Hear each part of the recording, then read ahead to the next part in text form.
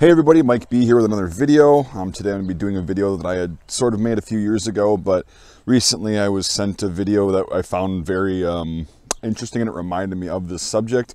The video is from apparently a fan of the channel who sent me a video of him shooting a military surplus rifle that he probably overpaid for and got into a bidding war or something like that with somebody and is out here just absolutely looking ridiculous. And I wanted to kind of address some bad habits that I see consistently, but this one was particularly heinous. Let's take a look at the video.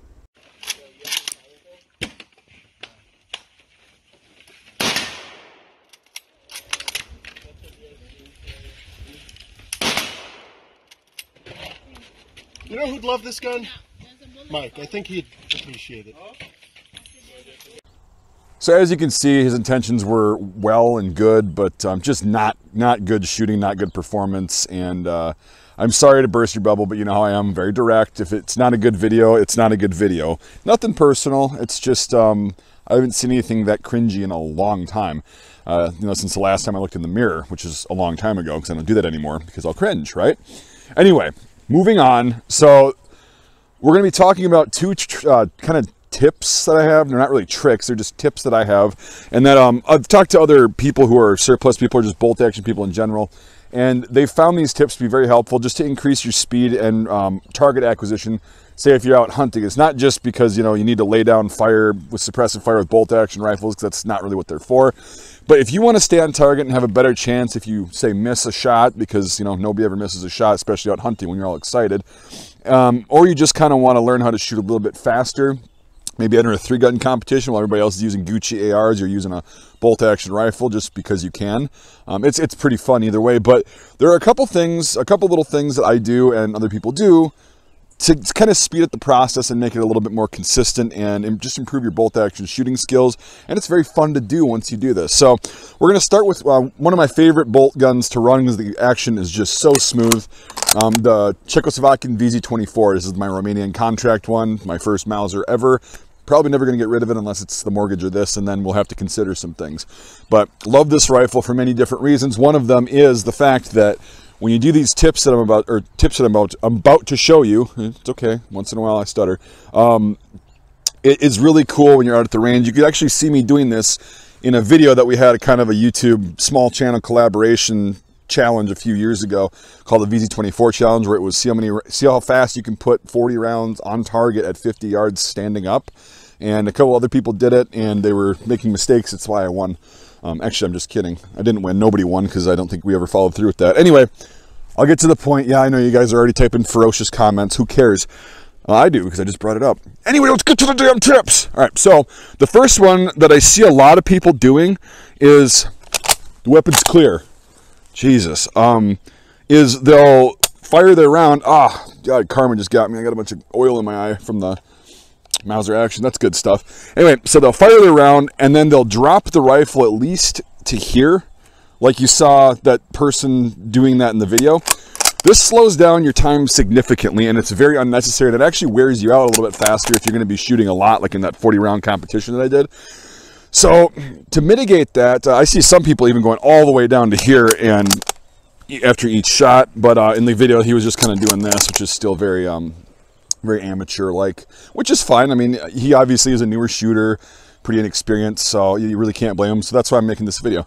Instead of doing that, what I do is you don't have to drop the rifle. And if you know your rifle individually, what you do is you fire your round, and most of the time your head will clear the bolt. If you're not wearing a hat or something, right? You can just not drop the rifle. My habit is, just because I shoot so many different kinds of rifles, and some of them they'll hit my cheekbone, some of them are shorter stroke, I'll just kind of move my head out of the way just ever so slightly like this.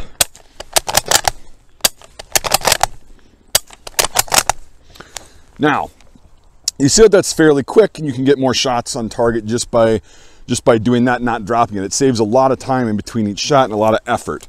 Now, the other thing that I do that's kind of a something that experienced bolt gunners will use, and I've been shooting bolt guns since I was, I don't know, for about 15, 16 years now, and I'd say I'm okay at it, is what's called palming the bolt. Because usually you saw what I was doing there, people grab the bolt, or like this, and they really grab it with these fingers. What I do is I use the beefy part of my hand right here, down where my pinky's pointing, and I just pretty much use that bolt knob, and I do this, and then I'll come back with it like that, and then I'll push it forward, and then back down into place. It kind of becomes a swift motion when you're doing that. So as an example, I'm not grabbing it, it's just going to be called palming, and you'll see how it increases speed a bit.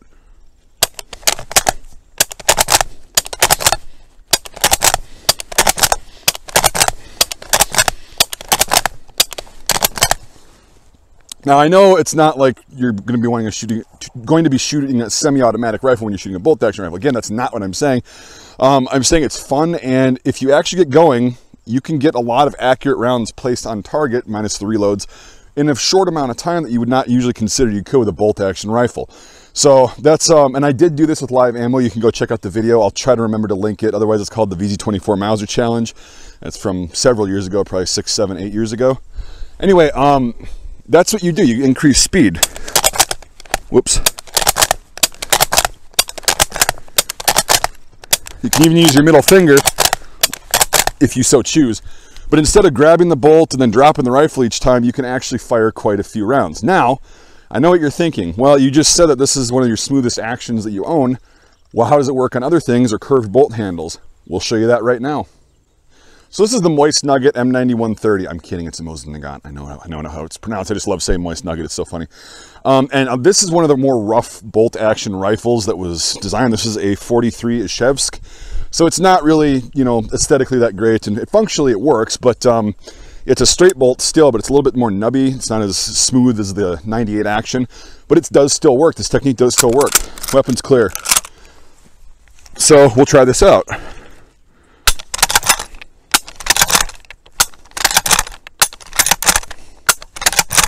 It's a little bit more rough. You can tell that I'm struggling a little bit more with it because it's just not quite as smooth. But here's the thing, is that's still a lot faster than most people do it that do the old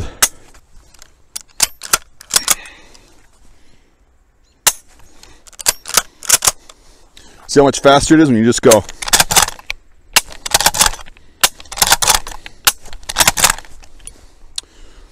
That's just worked for me. Now, how does it work on a curved bolt handle? It does get a little bit more tricky, but I'll show you that it definitely is possible, especially on a Mauser action like a K98 or an M48 or something like that. So right here we've got the Turkish model 46 short rifle, chambered in 7.92 by 57 millimeter, just like the VZ24. It's a very similar action. It's a large ring small shank instead of a large ring large shank, but that's for a different video. But yeah, it's basically the same action as the VZ24, how it handles. Now, you can see this bolt's got a 90-degree bend in it. It's not even kind of the gradual bend like on the K98 or a 1903 or something like that. So this is a very hard one. The bolt knob is actually beveled a little bit, so that gives you an advantage like on the Yugo M48. On non-beveled ones like the K98 or the 1903, it can be a little bit more difficult, but like with anything, practice makes perfect, or damn near. So I'll show you how this works. Weapons clear.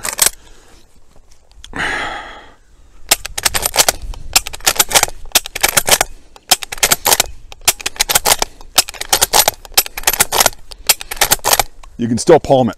Now, what I find myself doing just right now, and it's kind of a habit, is instead of just straight up palming it, I kind of secure it with my thumb at the beginning in this part of the hand. And then once that's secured on the ride up, then I palm it like normal and back down. So that's really the only thing that changes for me personally. Your mileage may vary, but as long as you can get that speed and that accuracy and just the target acquisition and the time between shots down, I mean, you don't have to be as fast as me. You can even just go, you know, to start. I did not start out, you know, working a bolt gun at this speed. I had to practice and practice and practice, do a lot of live rounds, or do a lot of live shooting with live rounds to get the feel, because yeah, when it's recoiling, it does change it a little bit, but as it's recoiling, you can start that process of palming the bolt and not dropping the rifle. So to conclude the video, it is possible on just about every bolt action platform that I'm aware of. The Craig Jorgensen, even though you don't want to be hitting that as hard as these because they'll still got one lock and lug. It's an older action. It's still not going to break the steel most likely, but I don't really do it on my Craig because it's a joy to shoot and it's a very elegant shooter anyway. But on something like a Mauser, they're made to take a beating. They're made to actually be handled really hard. They cycle the best when you handle them pretty rough. It's a really effective strategy. Even on the Mosin Nagant, you can handle that thing rough. It's not going to break, and it does get your shot time in between shots down significantly with some practice, and it's fun. If you show up to a 3-gun competition rocking a bolt rifle, a bolt gun with everybody else using the ARs and stuff, and your time isn't actually that bad, that's impressive. So anyway, that's all I've got. It's kind of a fun little video, and I had made it a few years ago, but I decided to make a new video because I have a little bit more subscribers now, and maybe the word will get out. And so I love shooting. I want more people. I want as many people to get into the hobby as possible, and I love giving little tips like this that work for myself. It's not really, you know, official advice. It's just kind of what I do, what works for me. And my friends that I've taught how to do that, their time is drastically shrunk when we go out and kind of have fun at the range. So yeah, anyway, let me know what you think. And also, if you like this video and you want to see more content like this, and you like the props that I'm able to use, you can become a sponsor of the video, just like the rest of my Patreon supporters and channel members. So that is a really good way for me to be able to make content that I otherwise wouldn't be able to do just funding the channel out of pocket. And over the past year or two, it's gotten really cool Patreon support and really cool people that, you know, believe in my stuff and everything. Anyway, if you want to support the channel and do more ballistic tests, because those cost a lot of money, we did some really cool ones this year.